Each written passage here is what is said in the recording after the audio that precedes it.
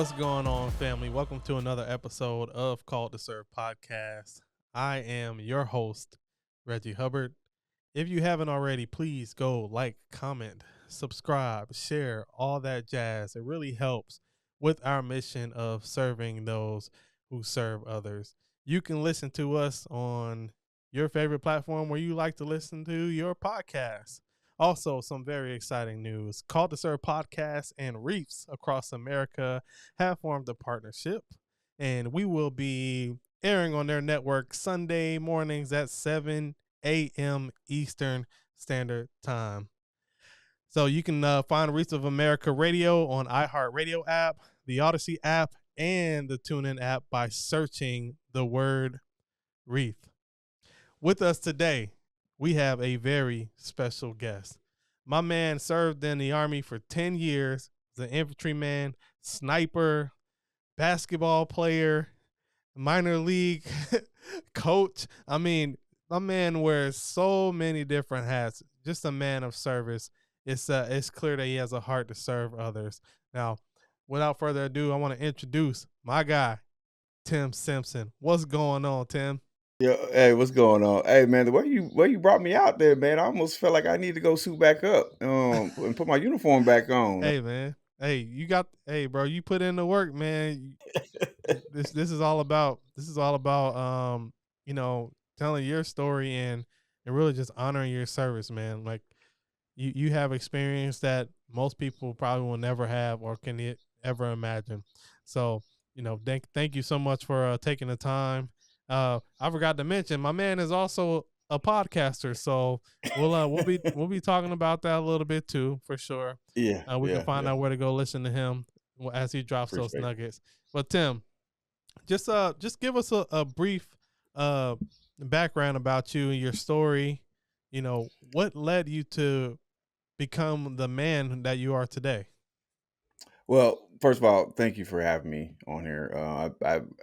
I just discovered your podcast, but I've been binge watching it like crazy. You do phenomenal work, and I want to thank you for highlighting people, not just people that serve in the military, but people that do all kind of service. Like saw some of your episodes of doing, people dealing with PTSD, dealing with grief and stuff like that. That's Mm, phenomenal. So I want to give you your flowers as well. thank you, brother. So thank you so very much for what you do. Now for me, whew, okay.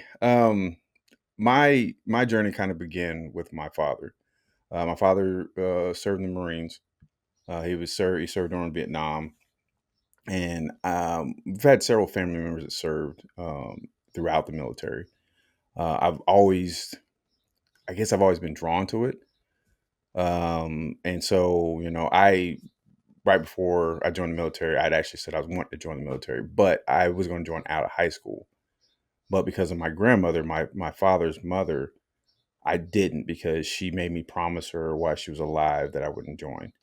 And because I loved and respect that woman so much, and her teachings still are with me throughout, I didn't. And so I, went to high school, graduated high school, went on to college, played 2 years in Neosho Community College in Chanute, Kansas. We won a couple championships there, playing basketball. And then I went on to McPherson College, played ball there, and kind of was just kind of not knowing what I wanted to do. And then unfortunately in 2004, my grandmother passed away. Mm, She passed away in February of 2004. And about that time is when I was going through some issues with my then wife. And I was like, you know what, this is the perfect time. Which put me at a different level than most people because I joined at 26 years old. So I was a little bit more, I guess you can say, seasoned. mm, Yeah, I guess that's the best way to say without saying calling myself old. But I think it was a blessing in disguise because had I joined as early as I wanted to, I don't know if I'd be sitting here talking to you right now. Because I think I would have went in with a different type of mindset, which could have probably gotten myself and others unalived. And so I'm very thankful that I had that opportunity to mature. And then I got thrust into a leadership position early on. And I think that really kind of helped out with some things. Wow. Wow, man. Thanks for sharing that. So, I mean, yeah, so you went into the military, you were 26 years old. Yeah. And like I said, I kind of see the benefit in that too, 100%. You know, I went in when I was 17 Oh and wow. I was still a kid, you know, and a lot of times you kind of you have a or you can have a youthful ignorance and you can have a youthful arrogance when you're that young and you wear a uniform because with that it just comes a lot of different things, man. The travel, you know, you Yeah. can get caught up in so many things. You can get caught up in Oh man. women. You can get just, I mean, if you are not careful, you can easily get in trouble. So I think So coming, yeah, you saying that just, I mean, come on, man. You just open up all kinds of just memories. I've been trying to suppress for the rest for the longest, but no, I mean, you're right. I mean, that youthful arrogance just, that's why I'm very thankful. You know, I feel very blessed, fortunate.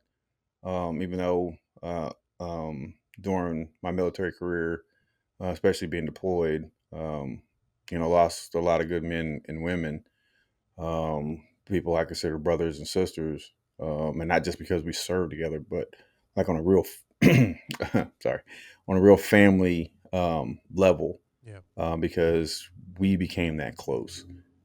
And so I 100% agree with you that, you know, it's amazing how joined at age 17, and then, you know, for me joining at age 26, and I remember how I was at age 17.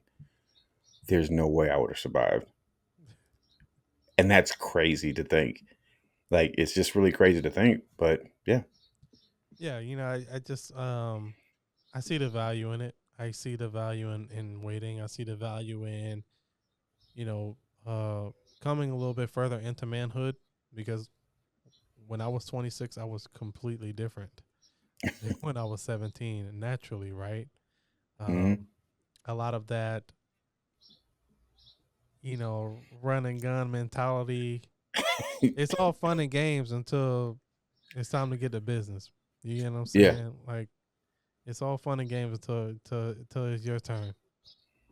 Yeah. Uh, You come in and you think at that age, you're thinking like, oh yeah, it's just like a movie, you know? I mean, go in there, I jump over, slide across a bar table, and, yeah, you know, I'm, you know, popping off shots and this and that, or, you know, I'm scaling off the side of a building, and, you know, I'm jumping into a crowd of the enemy, and I'm taking everybody. Yeah, it's nothing like that. yeah. You always got Yeah, that one I do guy in have a funny training story. too. Yeah, I do have a funny story about something that happened to me when I was in Afghanistan. We'll get to that. All right, hey, we gonna have to talk about that, man. You know, I mean, we could talk. You want to talk about it now? Let's talk about it now. Oh, okay, fine. Well, because going along with the whole movie thing, I love movies. I'm a huge movie. I love movies, all kind of movies. Doesn't matter what the genre. It doesn't matter. I love movies. It's just it's to me, it's just a lot of fun. But you know, I remember watching. I can't remember now this part. I can't remember the movie I remember watching, but I remember watching. I think it was Delta Force with Chuck Norris, Okay. and there was a part. I think it was in the second or third one where he's on the the Chinook, and they dropped the door down, and he's on the motorcycle, and he just revs it up, and he just takes off the motorcycle, you know, parachutes in, and the next thing you know, he's just gone. Now, I didn't have a motorcycle on our Chinook. No, that didn't happen. However, I'm thinking, yeah. They didn't give us motorcycles or anything like that. But I'm thinking, okay, you know, we're hovering over in our Chinook. I'm gonna tell you right now, for people that don't know, pilots, like especially Chinook pilots, are some of the most talented and gifted pilots that you'll ever meet in your life. Where they can place us in different spots is just something I've never seen before in my life. And in this particular one, they placing us kind of like on a roof, and he drops the door down, and I mean it's perfectly. I thought it was only like 10 feet. Let's just say at that point in time, I probably should have been wearing glasses, because 10 feet turned into actually 20, and so I misjudged it. And so I'm like, yeah, let's go. So I'm gun ho, jumping out of the back of the Chinook, and then as I jump, I realize I'm a lot higher than I thought I was. Mhm. And let's just say I tried to catch myself. It's like the cartoons when they're on the cliff and they turn around and that little split second. Oh Yeah, yeah. that's what it felt like, but it was much faster. And I completely fell out of the Chinook, hit the roof, and then went through the roof. Oh Yeah. man. Yeah. Okay. So that was my, you know what, this is not the movies. Let's do this a little bit. Let's be a little smarter about this. Yeah. Okay. Yeah, that's definitely a wise idea. Did, I mean, did you go through any more roofs? No, I did not. After that, I was like, okay, where's my rope? We were rappelling down. I'm not, jumping anymore. Back, knees, none of that can take that anymore. Oh nah, bro. Nah. Especially you got all Yeah. that kit on, man. Ooh. Ooh. Come on, It'll man. age you real quick. Oh It'll yeah. age you real quick. 100%. People would be Now, I like, didn't ask you, what was your MOS? so I was also infantry and military police. Ooh, okay, 31 okay, bang all right. bang. You know what I mean? Yes, So yes, hey, okay. like you said, bro, I had to well, I thought I was gonna be taking it a little bit more easier, but listen. It did it, yeah. That was yeah. Oh yeah, Yeah. So yeah. uh okay. So thanks for telling that story. So I know in your bio, man, and I have some questions for you. I know it mentioned, Yes. 4 trips across the pond. Hmm. What was the most challenging part of those deployments, physically or mentally? Um. Okay, I guess the best way to say that is the first ever deployment I had, of course, was to Iraq. For me, it was the mental part, and the reason why I was physically, I was fit. I was, fresh out of college. Was a career athlete, especially in basketball. I also ran distance and track, so I had a lot of endurance and all that. So the physical part, I was great, and for my age, maxing out PTs, all that good. So physically, I'm great. The mental part came because that's one thing I forgot to mention was that at that time, I just had my first child, and she was a preemie. She was 3 months early. She was 1 pound 3.5 ounces when she was born, and they didn't know if she was going to make it 48 hours. Wow. And so by the time I joined, she was just about to turn 2. So leaving her was probably the biggest obstacle I had to overcome Yeah. because I didn't know what was going to happen. I knew I was infantry. I knew we were going to be, put in some situations. I didn't know what was going to happen. I didn't know if I was ever going to make it back to see my daughter. And so that was probably the toughest part. Physically, the training, I believed and I trusted in the training that we did. I believed and trusted in the work I put in. So a lot of the stuff that we got in situations, it was muscle memory. It was just I did it without thinking. But then the problem was when I had like a split, maybe a 2 to 3 second pause where my mind settled, and then I would think about my daughter, and it was trying to get back in that mode of what needed to be done to get the job done, where I struggled Yeah. in that first part. And then, of course, later, in other deployments, I started getting older, so the physical part became more of a challenge, and I had to make sure I prepared myself. I have. I'll be honest with you. I have more of a big. I found a lot of respect for LeBron James. Him being 40, doing what he's doing at the level he's doing, and still dominating the way he does. Mhm.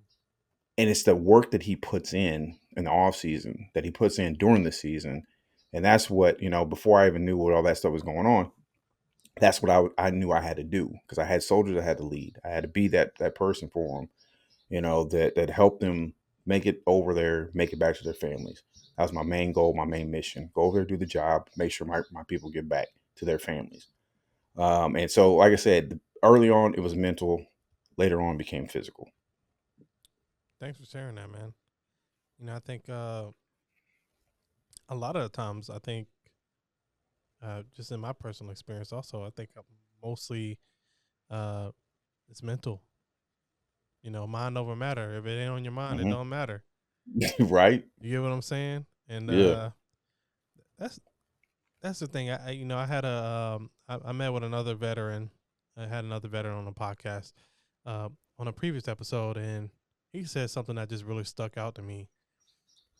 He's just saying like whether you served for 2 years or 20 years, 10 years, he was Hmm. like, that's 2 years of your life that you pretty much put your life on hold, and the rest of the Hmm. world had to live without you. Yeah. And I just thought that was a powerful statement because it's true. The world goes on without us, man. When we're doing our thing and they don't hear from us, man, like I said, mind over matter. And I'm not saying that our family, people who care about us, forget about us, but it's I think it's easier to live life without us. Well, when you think about it, especially putting in that perspective, um, think about there's only what 1 to 2% of the population actually serves Yeah, it's ever like one serves. percent, I think. Yeah, Yeah, like yeah, so you're in the top 1% or bottom 1%, however you want to look at it, that serve. In my opinion, top 1% that serve. So you're talking about the rest, 99% of the rest of the United States that probably are not really thinking about you being over there yeah, because you're not part of their, even though you're a big part of their life because what we do and what our brothers and sisters are continually doing now provides that security for us to do the things that we do now. But like you said, we're not the first things on their mind. Now our families, yes, that's 100%. But when it comes to everybody else, no. I mean, we're really not on their minds. And I think that's, to me, it's crazy, but I actually understand it because when I wasn't before I served, I wasn't thinking about the men and women that were going overseas. yeah, 100%. You know, and it wasn't until after I served, I was like, man, this is difficult. I don't care what your MOS is. Yeah, we can talk about being 11 bang bangs. You know what I'm saying? We talk about all you want to, but the 42 alphas, you know what I'm saying? 11 Charlies, Yep, every, everybody, the 92 golfs, yep. everybody. 88 And for those who mics. know, the 42 alpha, that's human resources, those are the office people. The 92 golfs, that's cooks. But for those people, it's the same thing. They may not be getting, shot at and having IDs going off around them, like we may have experienced. I know, Lord knows, I've experienced. I've gotten way too many TBIs from different IDs, but Don't even get me and started, that's bro. half the reason why I ended up getting medically retired because of I had one too many of those, and then I really got we'll get in that, but I really got messed up over there, and it's like, man, this is difficult. They're all of us over there away from our families. Yeah, The Army, the Marines, the Air Force, the Navy, the Naval. And it's like the National Guard. Like I have found since serving, I have found so much more respect from the men and women that serve. But I've also, because of that, have found so much more respect for the men and women that serve here, as far as first responders, because it's the same thing for them.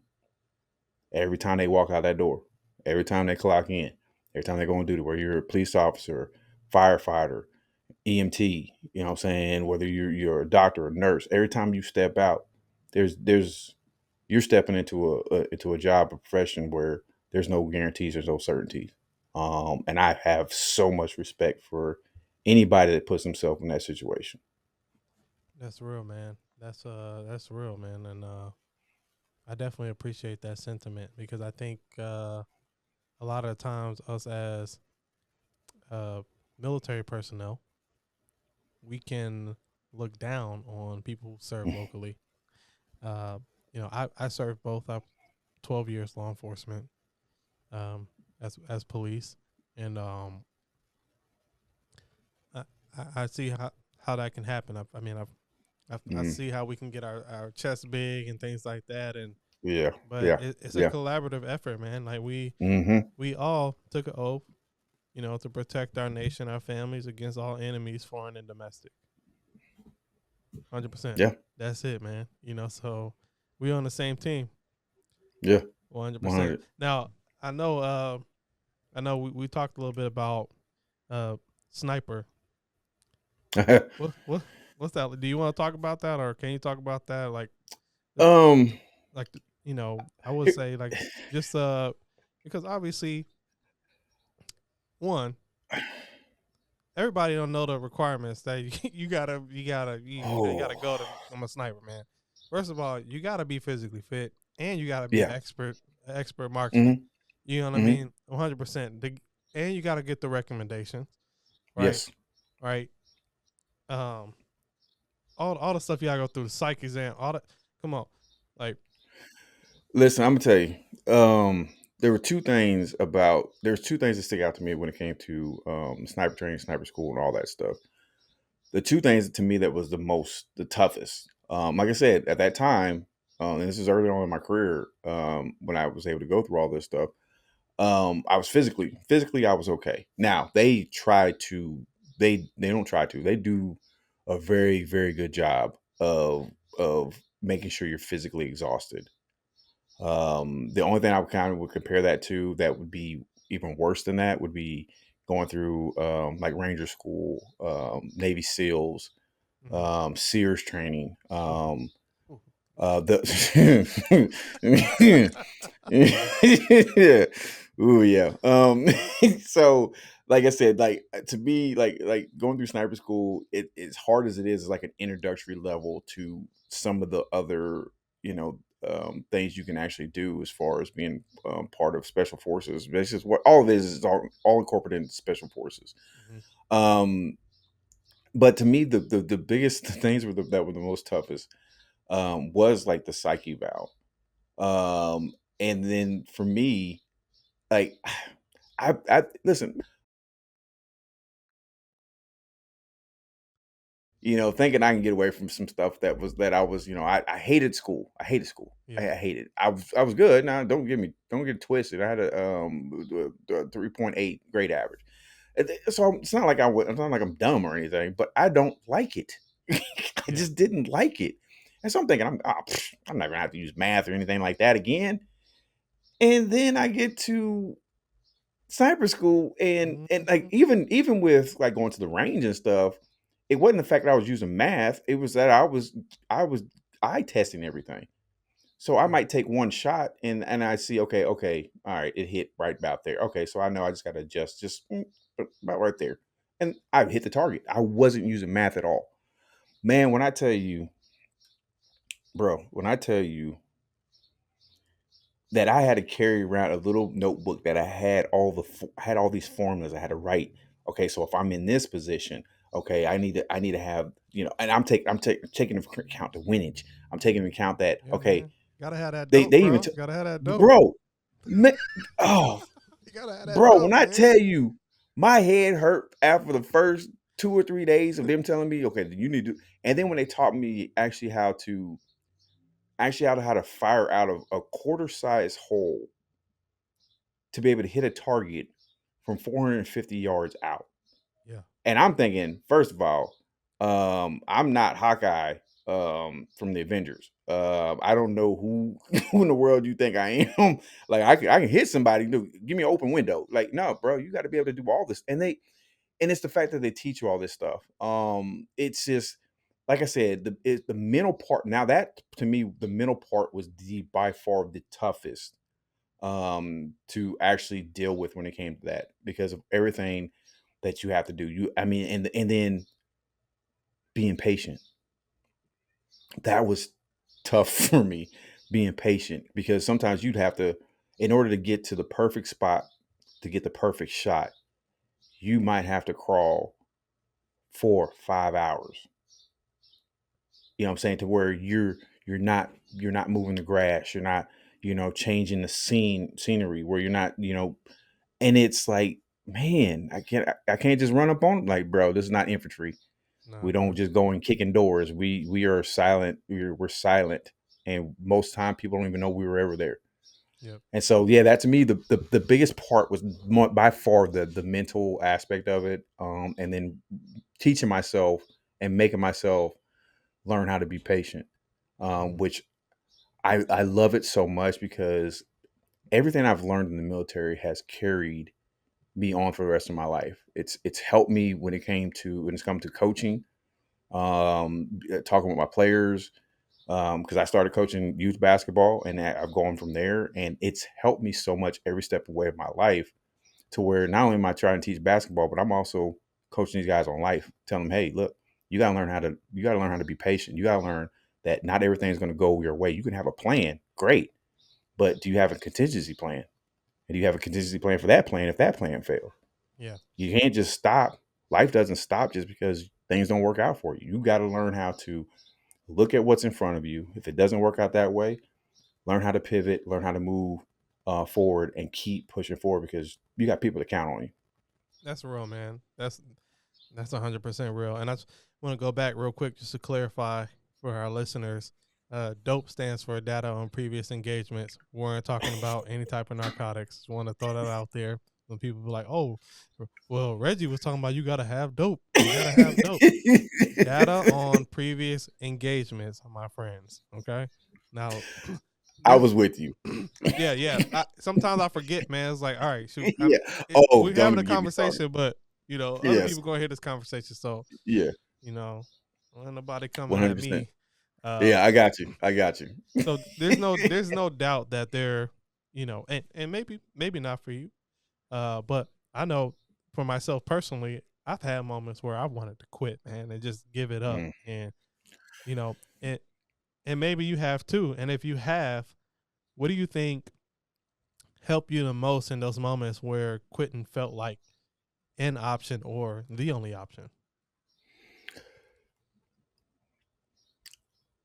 In order for me to answer that question, I will have to talk about one of the most difficult moments in my military career. Um, uh, we were over in Iraq, and I was probably about, well, after that deployment, I would have been able to ETS out if I wanted to. And it was tough because I just gotten thrust into a squad leader slash platoon sergeant role. I was only a specialist. Oh, But because of my age and because of how I was leading at the time, my lieutenant, my first sergeant, and even my sergeant major were very comfortable and put me in that role.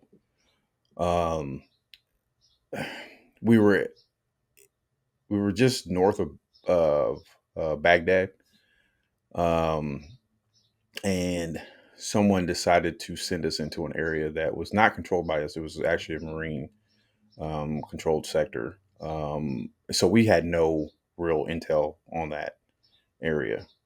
I was sent out on a different patrol, and actually I was on a Overwatch mission, and my guys got sent out, yeah, which I had already voiced. I didn't think it was a good idea, but I'm a specialist at the time.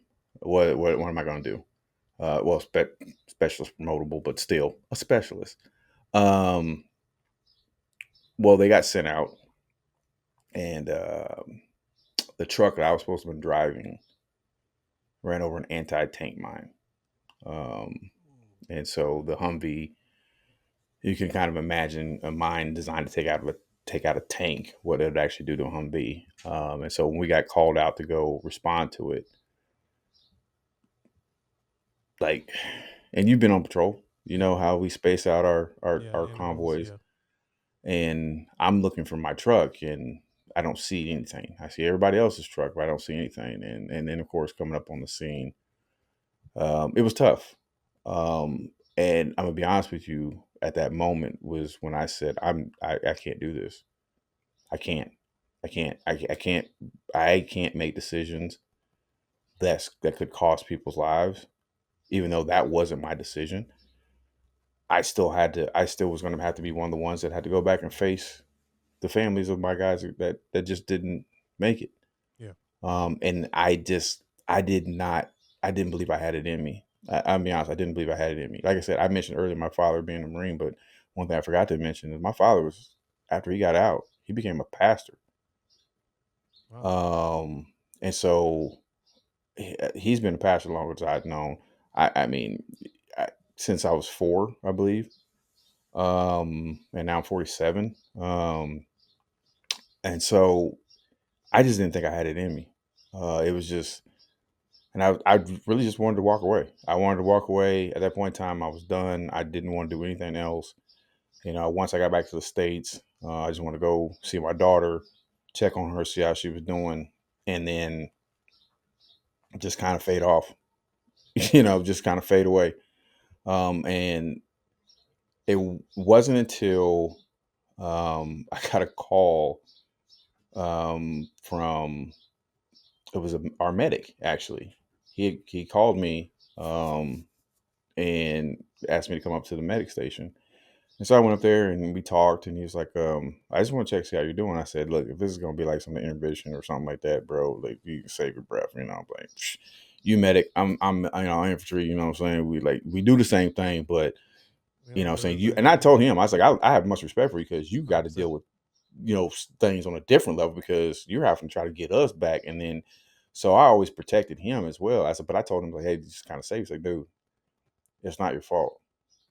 I was like, I know that it wasn't my fault. I wouldn't make. He's like, dude, it's not your fault. I was like, I know that. And he's like, dude, it's not your fault. And when he said it that last time, I just broke down. And I was like, man, I just don't know if I can do this. And he's like, you can. He's like, and you will. He said, because that's how you're built. He's like, how many times did you say the same thing when you were playing basketball? Yep. How many times did you say when the team's down and things are not going the way, you just didn't think you can do it? How many times did you bring the team back?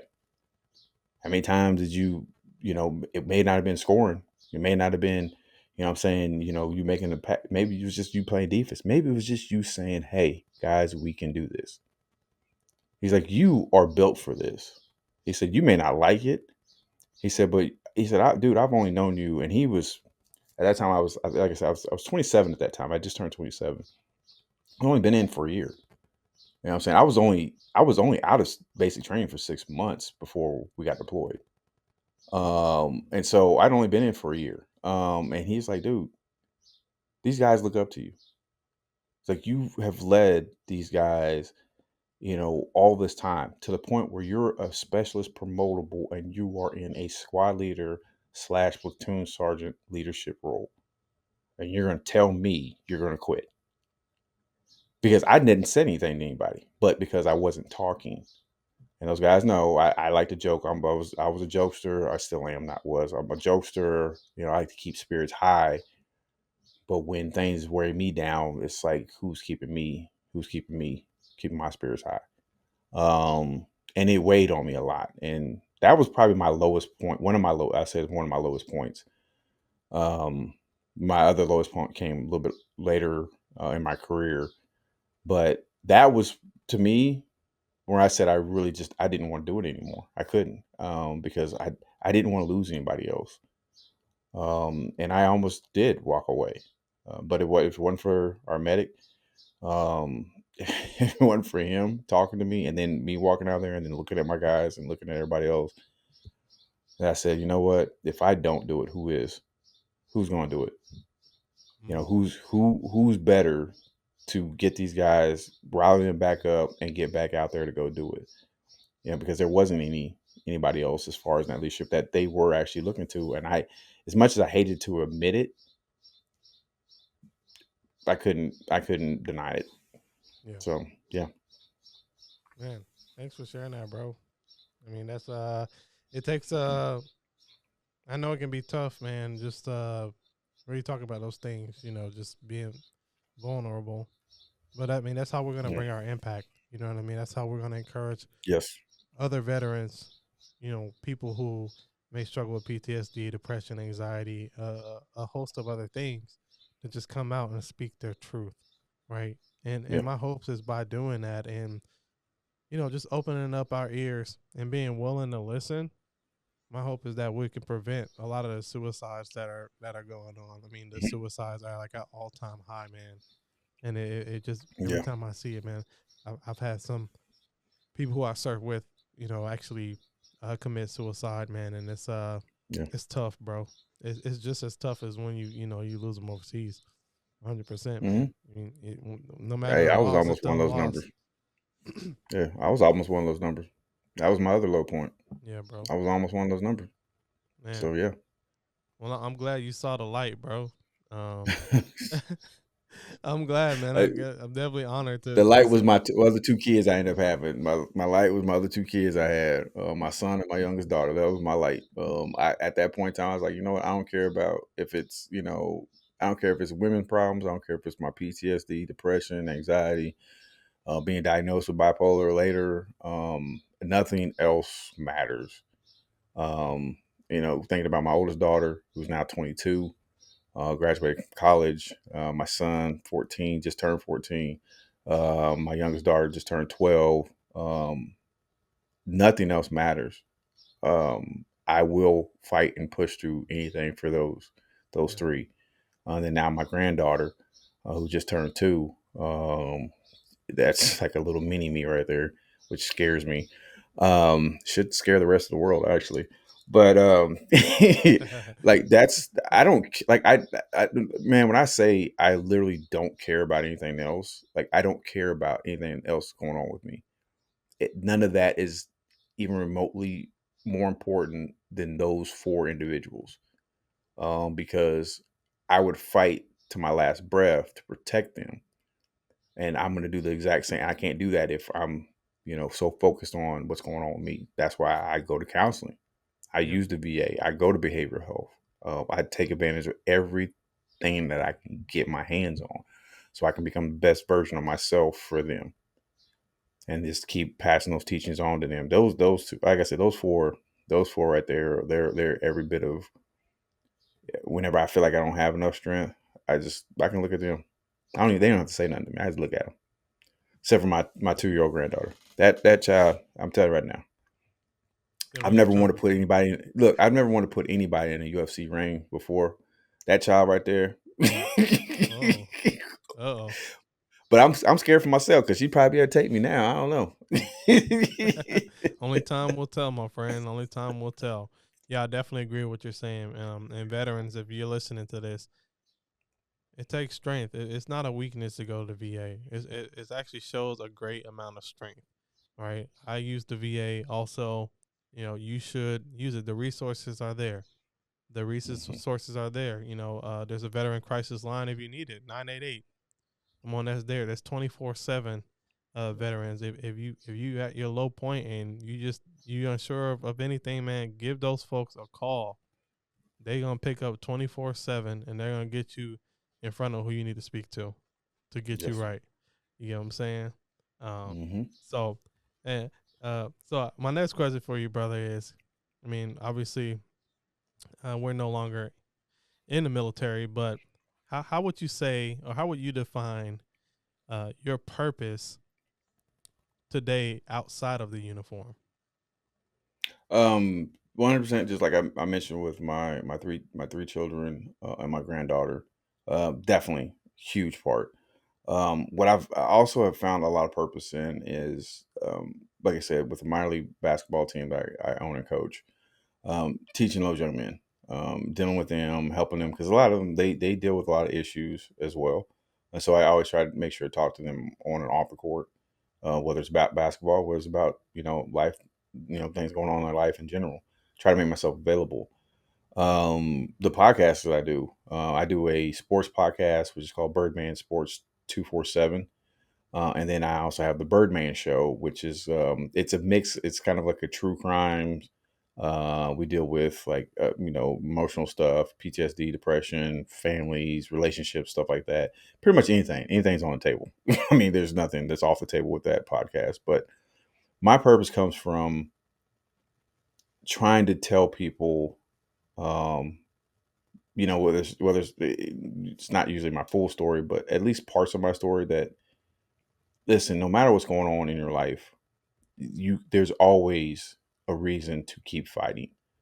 Whether you're finding your strength through spiritual leadership, going to church, whether it's finding your strength with your children, your family, the community that you're involved in, um, there's always a reason to keep fighting.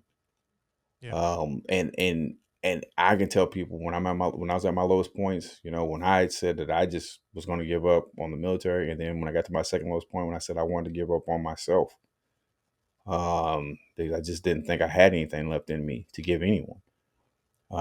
And I talked to the crisis hotline, and I was so very, very blessed. I thank God for that. The person I talked to, he and I had a great conversation, and he was just like, "Look, just do me a favor, just give me a chance, man. Just go to this therapist, talk to him, just give me 1 month." He said, "Can you just hold off 1 month?" And after that month, and he said, "Okay, give me 1 day.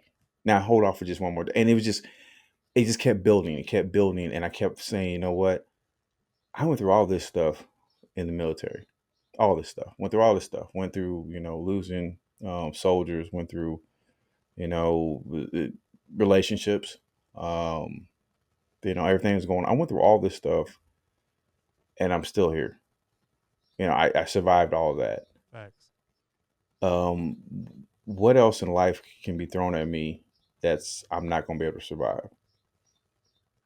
If I was able to fight through and survive through all of that, why am I going to give up because I lost my job? Or why am I going to give up because this relationship didn't work out?